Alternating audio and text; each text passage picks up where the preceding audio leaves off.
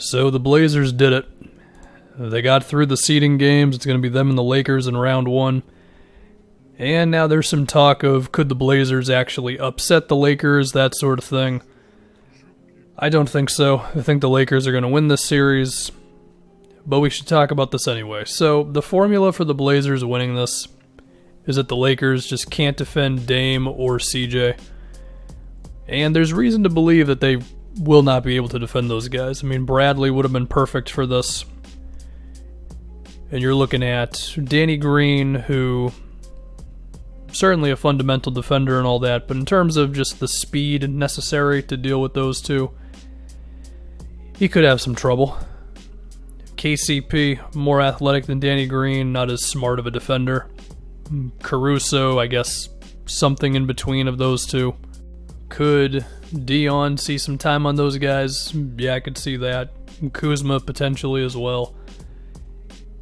And, I don't know, man. Those guys are tough to guard. And Nurkic is a hell of a screen setter. I mean, I think if Anthony Davis is at center, then there's more potential to trap those two and potentially switch onto them. Not that Dwight or JaVale have, like, no mobility at all, but Anthony Davis is, of course, better at that than those other big guys.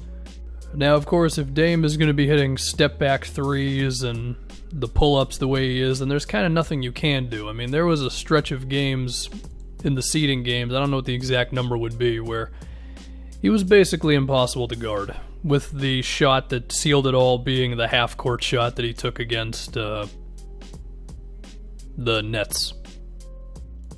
So we're going to have to see there.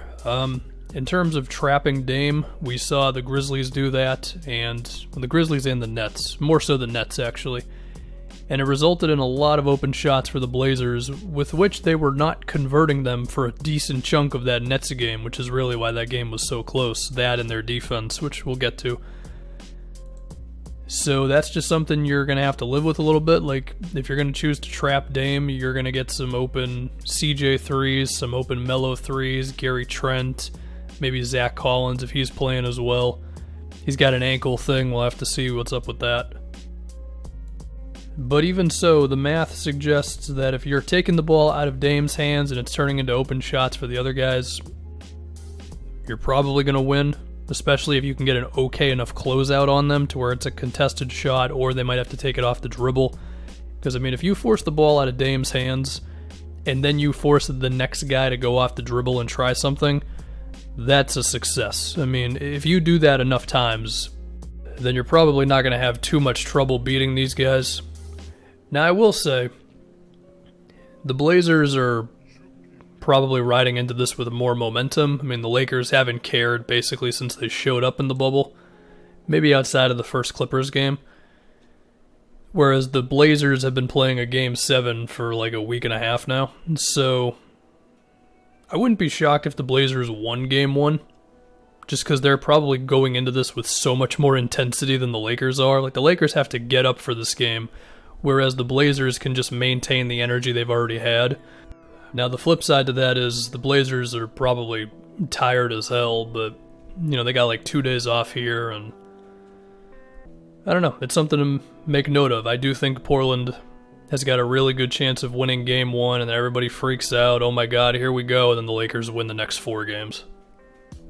Now, when we're talking about defending Dame and CJ and all them, it's more than just jump shots, of course. They're going to have to get inside. I mean, I know we talk so much about Dame and all the threes and everything, but he's also just a fantastic inside scorer who attempts a crap ton of free throws, and the Lakers are huge as hell when it comes to defending around the rim. I mean, if you're talking about LeBron playing actual help defense, and then Dwight and AD around the rim, it's tough to really get to the basket like that.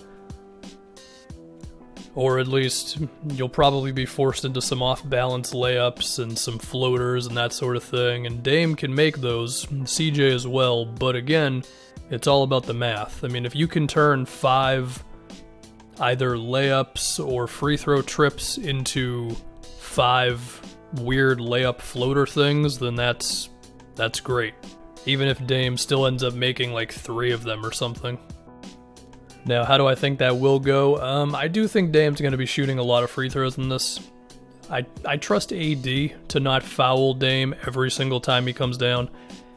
But when it comes to Dwight and JaVale, I would expect there to be a few times where it's like, really, man, how did you manage to foul him on that one? Now, if we talk about Dwight and JaVale a little bit more, should we trust them to be able to defend the Dame and Nurkic two-man game? They're going to have to step up on Dame on those screens every single time, and a lot of the time that's forcing you into a switch, but it's either that or it's an open Dame 3, so, I mean, you kind of forced to do it, really. Now, I did bring up the trapping earlier. That's an option. But I do also think there could be some attempts to not have to do that and play some kind of conventional pick-and-roll defense. I mean, it would help if the guy getting screened by Nurkic doesn't just fall apart right on the screen. We'll have to see if that happens. I mean, depends who it is between Danny Green, KCP, Caruso, Waiters, maybe LeBron. Like, is LeBron going to get any time on Dame or CJ? I don't know. Certainly won't be for the majority of the series, but in select situations, you can throw Kuzma into this as well. Like, if that initial guy cannot just get killed on the screen, then they could have some more success with defending Dame off of the pick and rolls. But Nurkic is also a very good screen setter, so we're going to have to see there. So yeah, basically, the Lakers centers are going to have to be damn good defensively. And we'll just see if they can do it. We'll see if they can defend in space against Dame like that. Now let's talk about Anthony Davis at center. So when AD is at the 5, I am way more confident that they can defend Dame in terms of AD will step up on the screens. I think AD can switch onto Dame better than basically anyone his size in the NBA.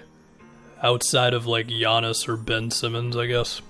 But then again, that means that a smaller guy has switched onto Nurkic. So what happens then?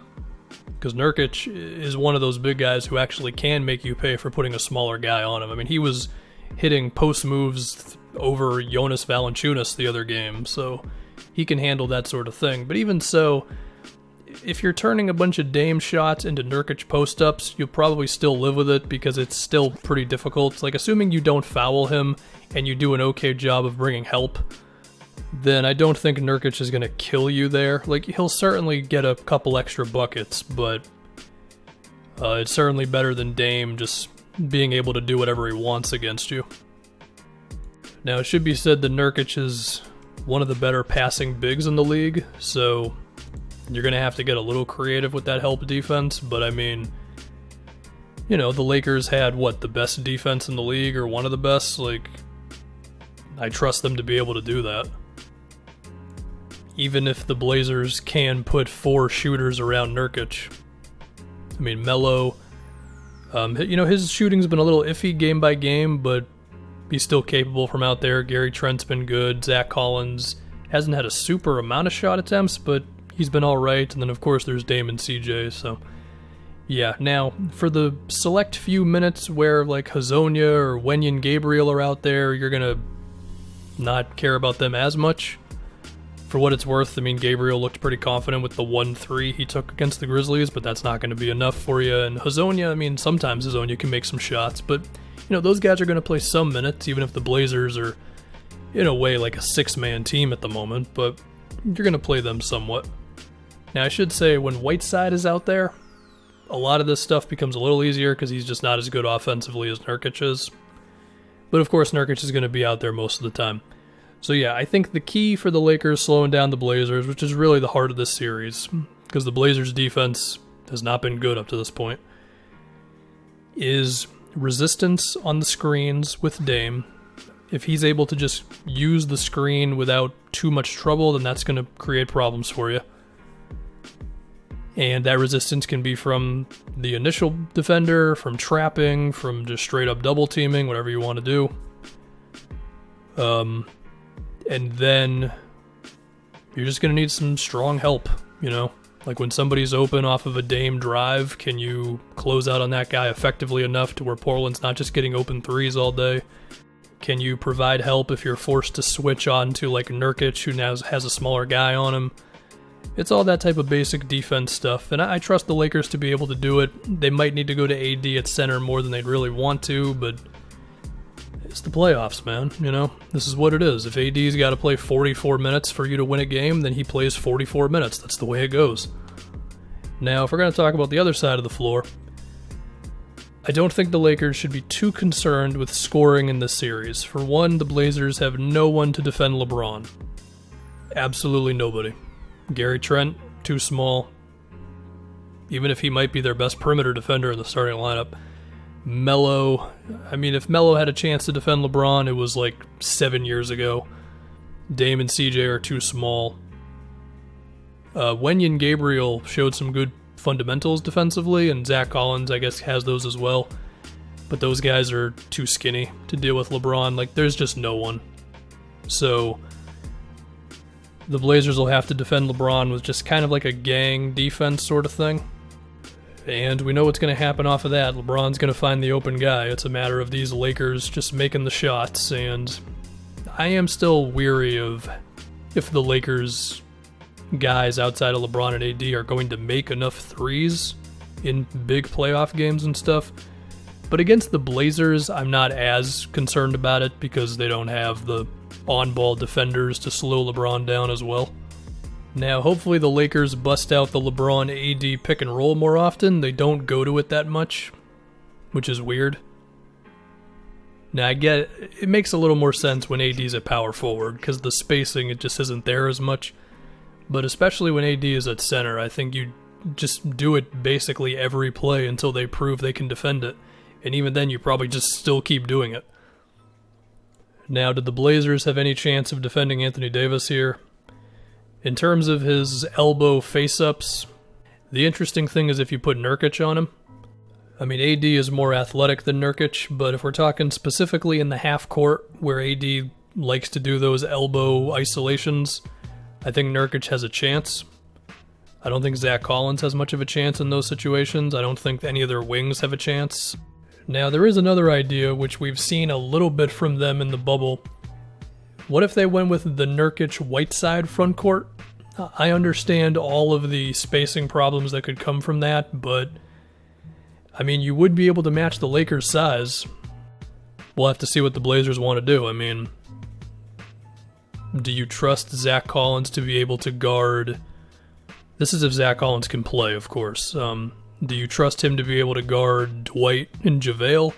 I mean, those guys, especially Dwight, can out-physical him, but you're not really scared about those guys scoring anyway, so I think there is a chance you could make that work. Now, in terms of the fast breaks and stuff, you might need to have somebody else pick up AD, because I don't think Nurkic can keep up with him in those scenarios.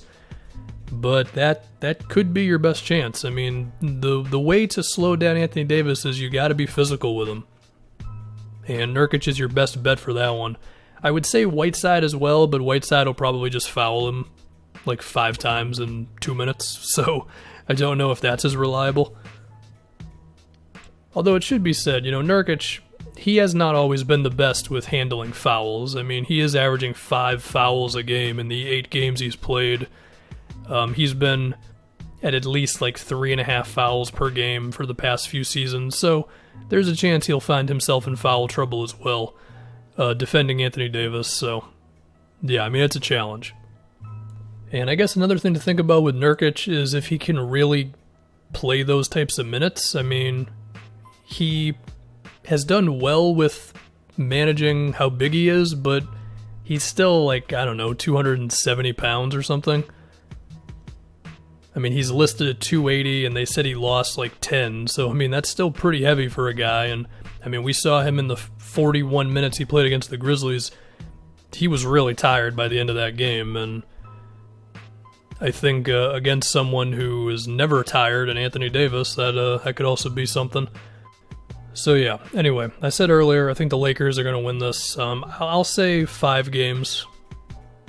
I just don't think the Blazers have any chance of defending the Lakers. I think there's going to be some high-scoring games, and I could see it going 6, because you figure Dame probably just goes off twice like crazy, but I'm going to go with 5 games. The Lakers are just the better team, and the Blazers don't have guys who can defend LeBron and Anthony Davis, and that is not ideal when it comes to beating the Lakers. So Yeah, I'm going to go Lakers in 5.